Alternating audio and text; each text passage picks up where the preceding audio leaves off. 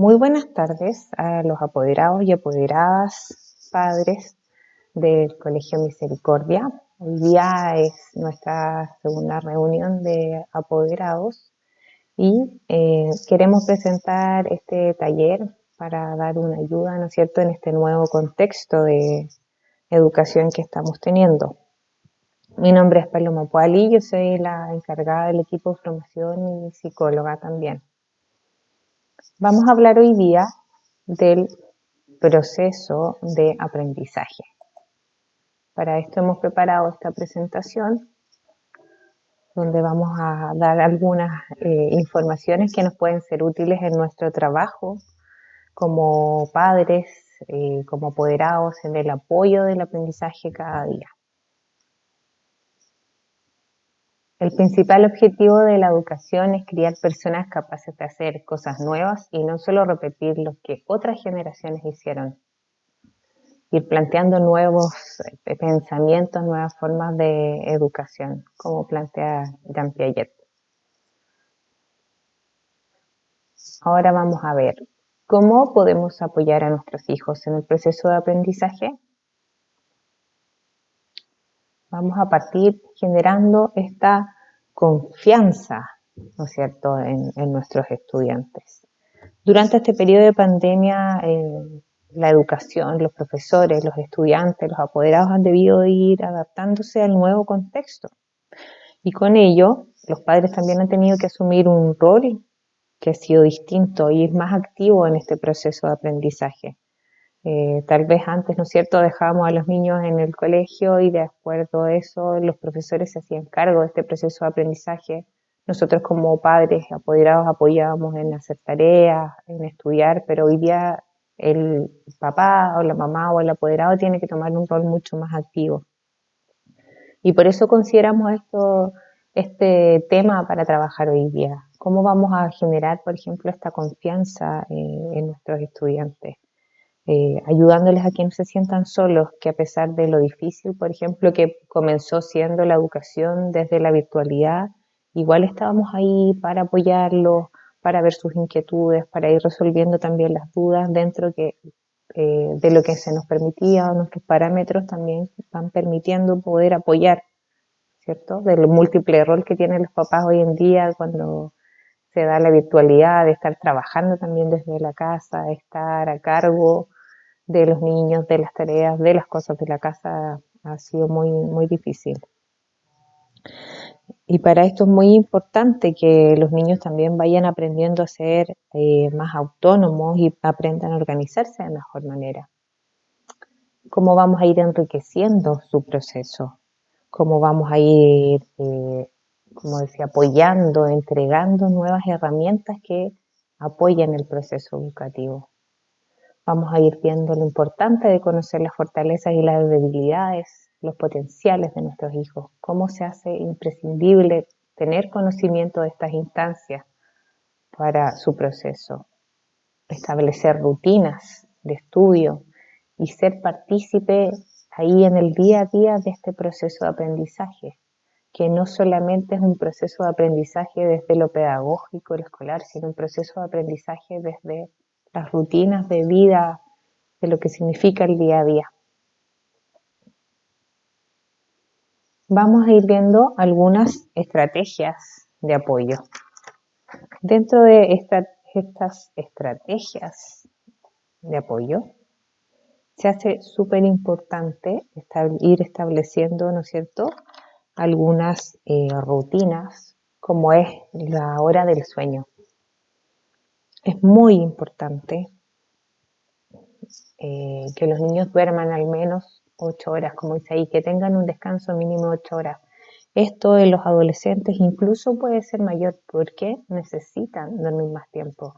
¿Qué es lo que pasa cuando dormimos? El cerebro descansa, se regenera y se prepara para un nuevo día, para poder funcionar bien el otro día. En el caso de los niños, además, tiene que ver con la hormona del crecimiento, con el desarrollo, con el proceso de atención, de concentración.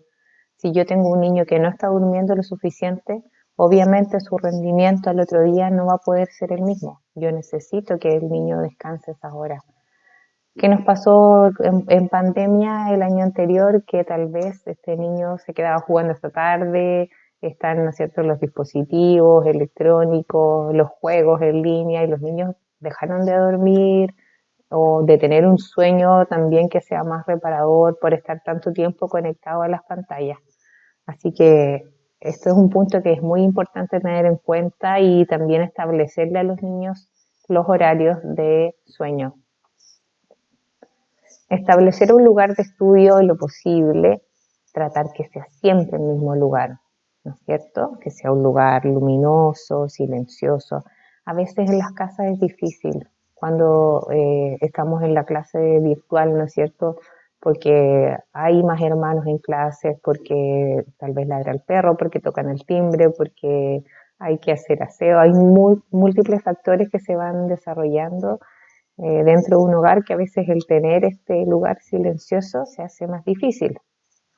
Pero sí, en lo posible, como tener un lugar que sea un lugar fijo, que el niño sabe que, no sé, tal vez en la mesa o en un escritorio donde va a tener sus cosas, se va a poder sentar ahí a conectarse a sus clases y si no es para conectarse a sus clases, a estudiar, donde va a tener a mano sus útiles, sus materiales, sus cuadernos, para que también tenga un orden, ¿no? Dentro de lo que va a ir utilizando en este espacio de estudio.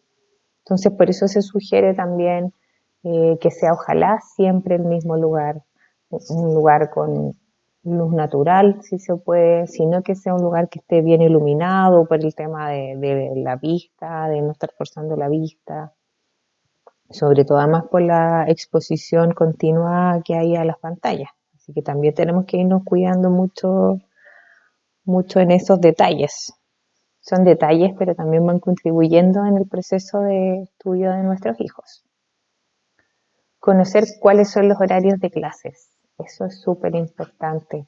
En lo posible que los niños tengan en su lugar de estudio o en su pieza, tengan un horario a la vista, donde ellos sepan, por ejemplo, qué días son los que tienen clases. La modalidad de nuestro colegio son dos casas, la casa Roselo, la casa Blascaña. Ya, ¿qué día me corresponde clase? Si soy de la casa Roselo, tengo lunes, miércoles y viernes. Si soy de la casa Blascaña, martes, jueves y viernes también. ¿Qué horarios? ¿No es cierto? Si tengo clase el día lunes, ¿cuáles son las asignaturas que voy a tener ese día? ¿Cómo me voy a organizar? Ojalá el día anterior, dejar mis cuadernos listos, ya, esta es la asignatura que tengo primero, después sigo con después sigo con la otra. Tener un orden, dejarlo preparado antes, cosa que el niño no tenga que estar en el minuto buscando cuál era el cuaderno o dónde está ese cuaderno que me corresponde o el libro donde vamos a trabajar. Sobre todo en los más chiquititos, el mantener este orden les ayuda también a ellos ir organizándose en este proceso de estudio y de su aprendizaje. Entonces los papás también podemos ayudarlos, decir ya, mañana te toca, no sé, lenguaje, matemáticas, religión, tenemos los libros a mano, tener su estuche, lápices de colores, sacapunta, goma, tratar de lo posible de tener todo al alcance del niño para que no tenga que pararse y así evitamos que se distraiga. Las clases hoy en día son también más cortas, por lo mismo se hace súper necesario que aprovechemos este tiempo al máximo.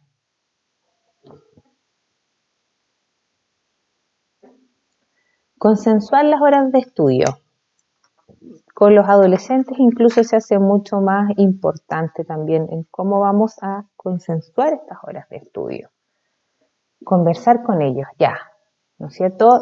Tal vez en la mañana nos vamos a dedicar a estar en las clases, los días que no tengo clase, no me voy a levantar tan temprano como para la clase, pero sí me voy a organizar para tener un horario para revisar las guías, reforzar los contenidos, revisando las bitácoras que tengo que ir entregando.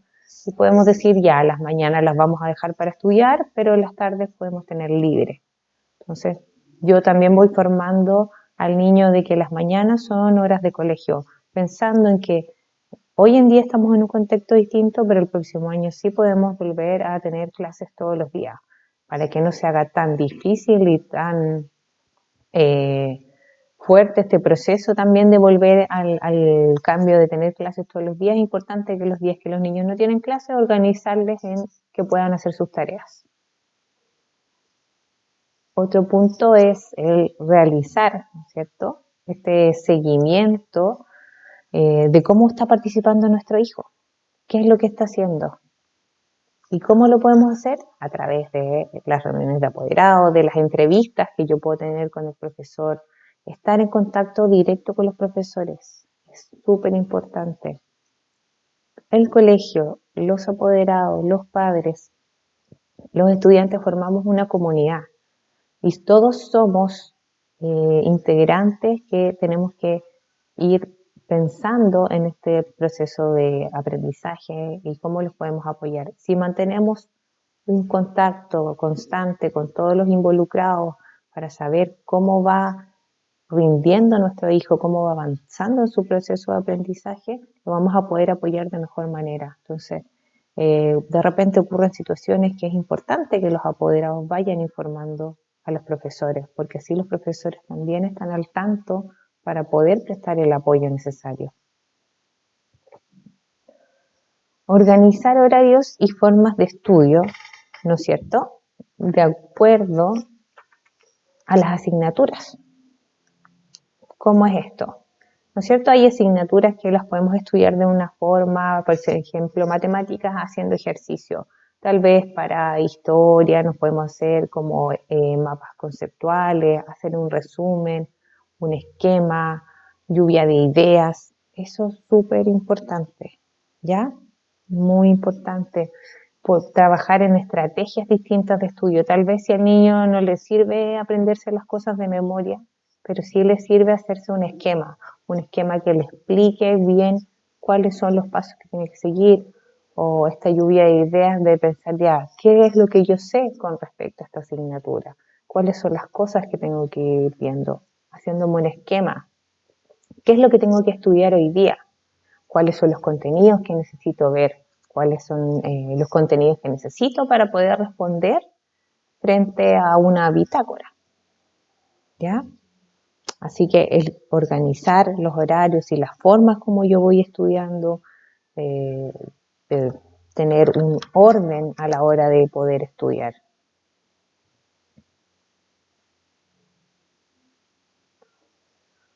Motivar a nuestros hijos en el proceso de estudio.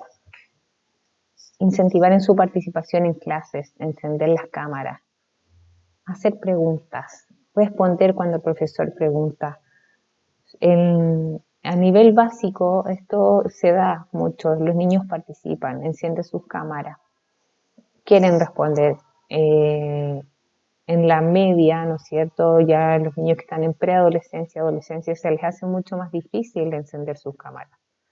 No hay una obligación con esto, porque igual para un adolescente verse enfrentado a una cámara se le hace mucho más difícil.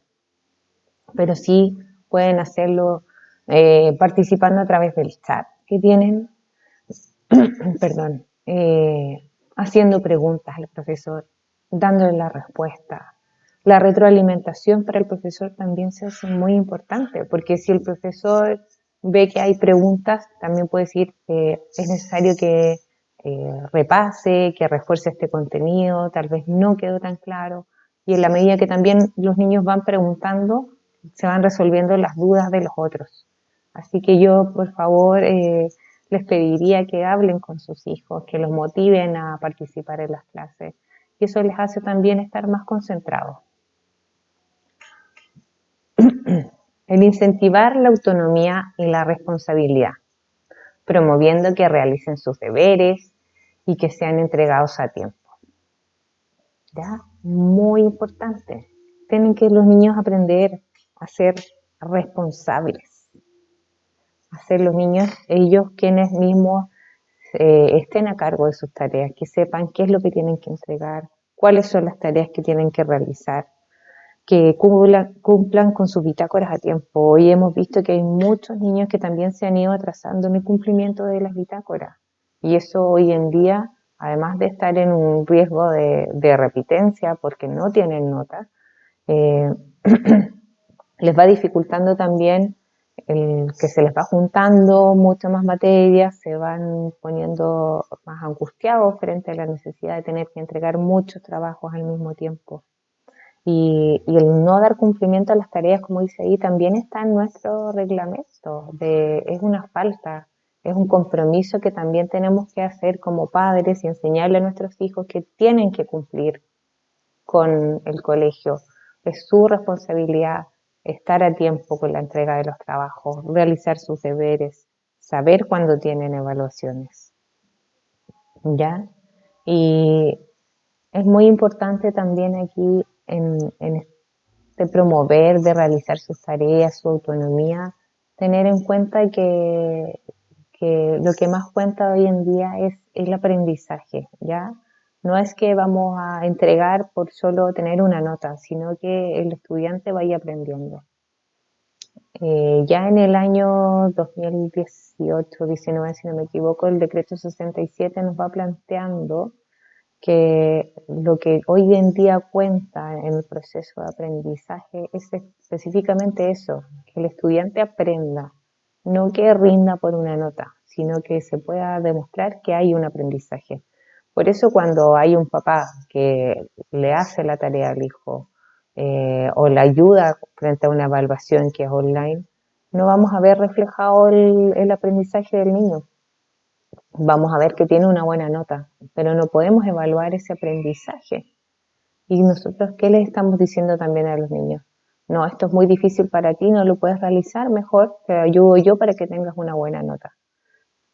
Y lo que tenemos que promover es que él aprenda, que él haga su proceso de aprendizaje. Si tal vez no le va tan bien, bueno, significa que necesitamos reforzar, que necesita repasar y que hay que dar también el tiempo para que él vaya comprendiendo el contenido de lo que se quiere entregar, de lo que necesitamos que vayan aprendiendo. Entonces también hago la invitación con los más chiquititos, pasa ahí que los papás queremos que les vaya bien, que tengan buenas notas y estamos muy presentes en ayudarles, pero de repente también vamos haciendo las tareas con ellos. Y ahí hay que dejarlo. Ahí el proceso de autonomía. El proceso de autonomía nos ayuda a los niños en su desarrollo, a crecer, a aprender a hacer las cosas solas, a tener acciones, a ir tomando decisiones de a poquito. Uno dice, son chiquititos, ¿no? Pero igual van tomando sus decisiones y es importante.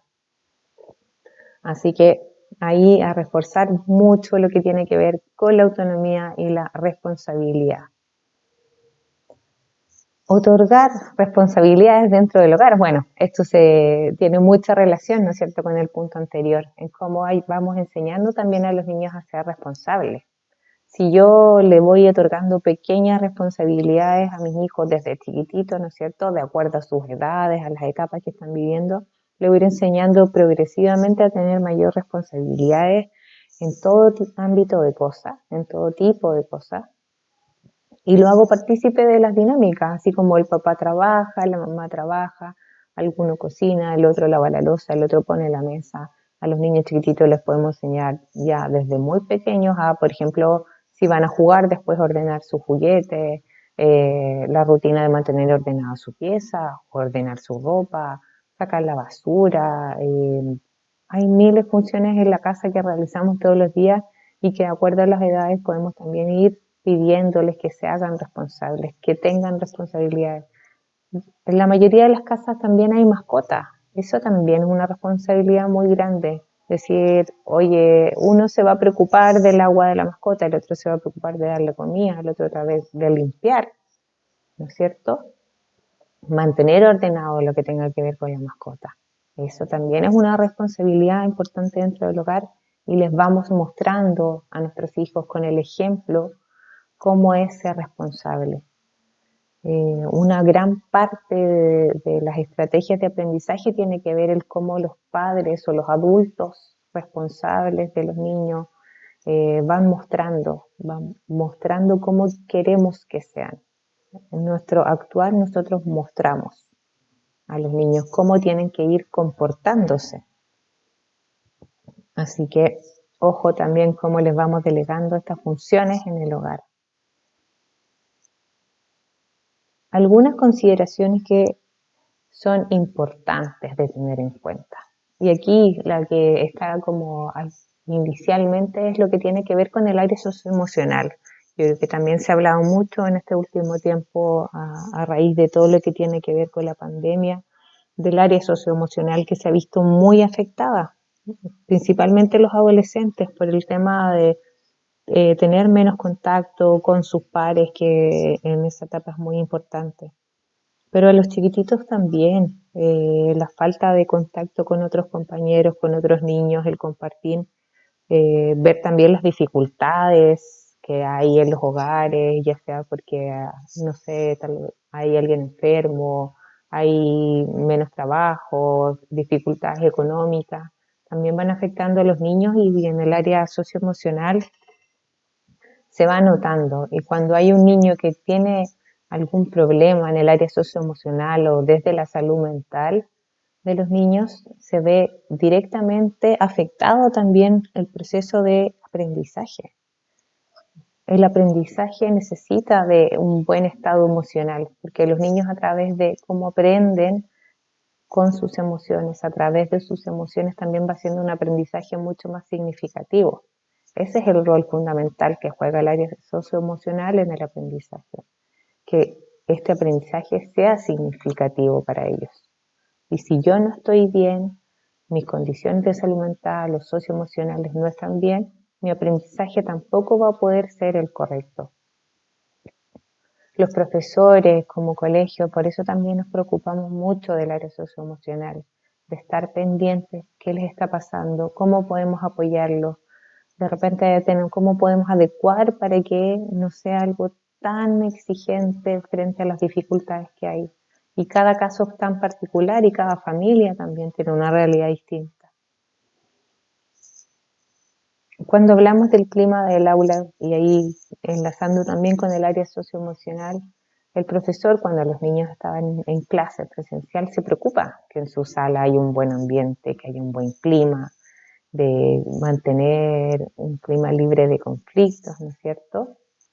Donde no exista el bullying, se lleven bien, haya respeto. Y eso mismo pasa, por ejemplo, en las casas. Mantener un buen clima de convivencia en la casa.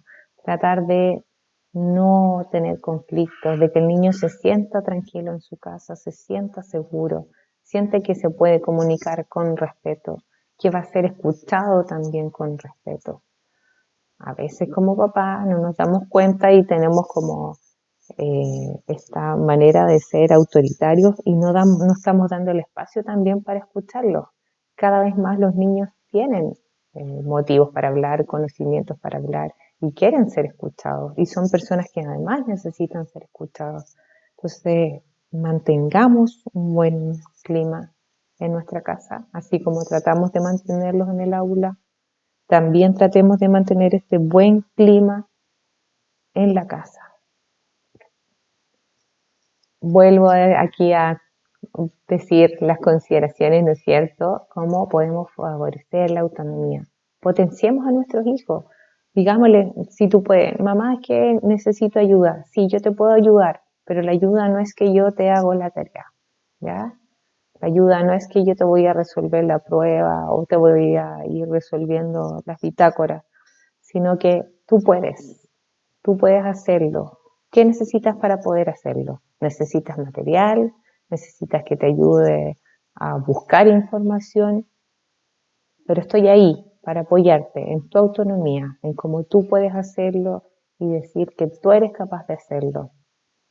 No centrarse en la nota, porque cuando me centro en la nota y el niño se equivoca, ¿qué hago? No, te equivocaste, te sacaste mala nota. Entonces, no, aquí vamos a lo formativo, a cómo lo importante es que el niño vaya aprendiendo. Permitir el error. El error permite a los niños crecer, decir, me equivoqué, tengo que buscar otra forma de resolver esto porque no me resultó y me equivoqué. No importa, se equivocó, lo puede volver a intentar. La perseverancia, la autonomía son valores muy importantes. Potenciemos esas cosas, esos valores en nuestros hijos. Tener una estructura familiar que otorgue una dirección y establezca límites y consecuencias, cumplirlas, ¿no es cierto?, estas consecuencias. tenemos que ser súper claros cuando hablamos de límites. Los niños tienen que saber cuál es, como se decía de alguna manera, el rayado de cancha. ¿Cuáles límites son los que yo me puedo mover? ¿Qué límites me puedo establecer? Si yo no conozco esos límites, probablemente no tengo por qué cumplirlos, no sé cuáles son. Y cuando yo establezco límites, también tengo que establecer cuáles son las consecuencias de no cumplir esos límites. Si yo le digo a mi hijo, tienes que acostarte a tal hora, y él no se acuesta a esa hora, él tiene que saber qué va a pasar. Tal vez voy a tener que al otro día decir, hablar con él, tal vez va a significar, pucha, no sé, no vas a poder jugar hasta tan tarde con el celular o con el tablet o con el dispositivo que sea. Ir buscando cosas que como familia vayan estableciendo cuáles son sus propios límites, cuáles son las consecuencias. Pero yo tengo que conocer desde antes que ocurran las cosas cuáles son los límites, cuáles son las consecuencias. Yo, si pongo un límite, en el momento que estoy poniendo ese límite, voy a decir, si tú no cumples con esto, va a ocurrir esto, ¿ya? No en el momento que ya después ocurrió.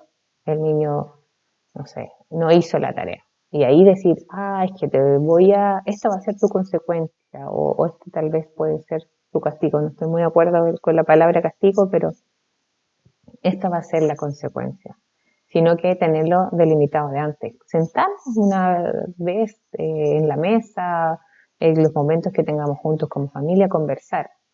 Estos son los límites de nuestras casas. Cuando entramos a un, ¿no es cierto?, a un lugar de trabajo, también nos van diciendo, oye, estos son los límites que tú tienes que ir cumpliendo. Y en la manera que yo establezco estos límites, esta estructura, los niños también se van sintiendo mucho más seguros. Y los vamos haciendo también responsables a ellos de sus consecuencias. O sea, si yo actúo de una manera y no cumplo estos límites o esta delimitación, ya no es mi responsabilidad porque yo te lo dije antes.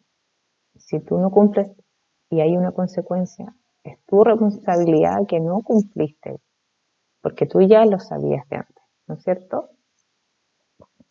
Si yo voy, por ejemplo, a exceso de velocidad, yo sé que no puedo ir a exceso de velocidad. Si me sacan un parte, yo no puedo decir, ¿por qué me está sacando el parte? Porque me tengo que ser responsable que yo decidí romper ese límite. Es lo mismo, y con cosas súper pequeñas con los niños. Ir dando estos ejemplos. Estos son los límites, estas son las consecuencias. Y así promuevo que los puedan ir cumpliendo. Y ellos se van haciendo responsables de sus propios actos. Y eso es muy importante en todo tipo de cosas. Y aquí dice disciplina positiva, y esta disciplina positiva, es decir, se va referida a los valores, a no estar, como decía anteriormente, refregando el error o estar siempre sacando este error a relucir, sino que decir, ya, hubo un error, ¿cómo lo puedo solucionar? ¿Cuáles son los caminos que puedo ir tomando ahora? ¿Cuáles son los pasos que puedo tomar? ¿Cómo yo como papá te puedo apoyar en que esto sea distinto? ¿O cuál fue el aprendizaje tal vez del error que se cometió? Todos hemos ido aprendiendo también a través de los errores, pero no hay que castigar el error, sino que favorecer que hayan otros cambios, otras maneras de ir resolviendo las cosas en todo tipo de ámbitos, no solamente en el escolar, sino que en el familiar, en el personal. Es muy importante decir, me puedo equivocar, puedo cometer errores, pero soy persona y puedo aprender. Y mi desafío en la vida de poder ir resolviendo las cosas con éxito tiene que ver con esto, con cómo a pesar de tener un error me puedo reinventar y puedo reintentar y puedo ir resolviendo las cosas. La organización del tiempo. El tener este tiempo, como les decía antes, de poder estudiar, tiempo para organizarme para estudiar, para estar en clases, para resolver mis guías, mis tareas, para realizar las tareas de la casa. Es muy importante el tiempo de ocio, el tiempo del juego, el tiempo de diversión. Necesito de este tiempo para desconectarme. para no estresarme, para no tener un cansancio, un agotamiento. Por eso existen los recreos. Cuando los niños están presencialmente tienen, ¿cierto?, sus recreos, porque necesitan, incluso para poder reactivar la concentración y su proceso de atención, necesitan de este receso. En la casa también. Si yo estoy sentado frente a un computador 5 horas al día, a la hora o a los 45 minutos, en caso de los más chiquititos, a los 20 minutos voy a estar ya sin prestar atención. Necesito moverme, y ese moverme es pararme, ir a tomar agua, estirarme, hacer un ejercicio, correr y volver. Se dice que hay proporciones, por ejemplo, de los niños más chiquititos, que es, si yo tengo 4 años, voy a necesitar 20 minutos voy a tener 20 minutos de atención y voy a necesitar 20 minutos de descanso. Son cosas que tenemos que tener en cuenta. Hoy en día, por el tiempo de exposición a las pantallas y porque el tiempo de aprendizaje también se hace distinto, las clases son más cortas. No es porque al colegio se le ocurrió que las clases fueran en un tiempo más corto, es porque se ha visto que es necesario que sean esos tiempos. Los profesores y desde del ministerio se han ido como encapsulando estos contenidos para que se hagan de una manera, como decía, claro, más cortos, más reforzados en tiempos más pequeños, más acotados, porque no podemos estar con los niños todo el día como si fuera una clase normal, porque es dañino también, y el cerebro, por la exposición también a las pantallas, se va cansando de una manera distinta. Aconsejar a nuestros hijos la importancia de ser responsable. La responsabilidad es algo muy importante en toda nuestra vida. Ser responsables con el cumplimiento de los horarios, con la entrega de los trabajos, la responsabilidad cuando tengo un trabajo en grupo, de cumplir además con los otros, la responsabilidad con mi familia, de cumplir con las cosas en las casas, la responsabilidad con uno mismo. Es un valor muy importante, así como el respeto, la empatía. Hoy en día necesitamos de esos valores, del ser empático también con otro, de ver qué le está pasando al otro. Y para finalizar, yo creo que es un punto muy, muy relevante. Estamos en la mitad del segundo semestre, queda muy poco.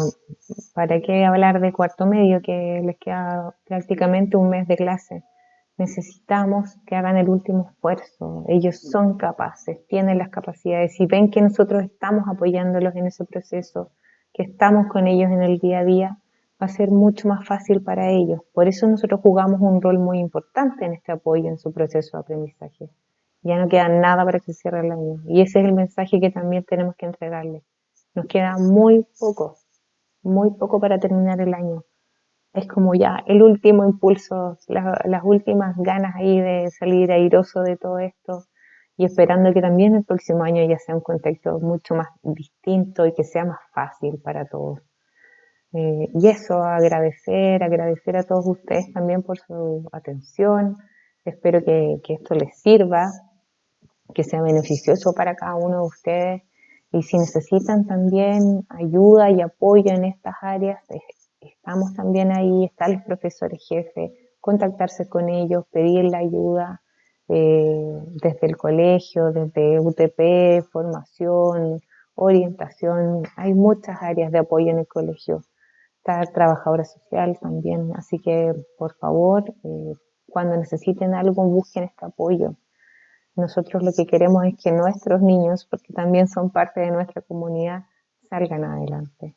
Así que agradecer, espero que les haya servido este pequeño taller de información, y si necesitan más ayuda, ahí también les dejo, bueno, mi nombre, ¿no es cierto?, Paloma Puali, y ahí tengo el correo por cualquier cosa. Si no, a través de sus profesores jefes también se pueden contactar conmigo. Así que les pido desde ya que cuando necesiten ayuda la busquen, y estamos aquí para poder entregar también todas esas ayudas. Muchas gracias a cada uno de ustedes.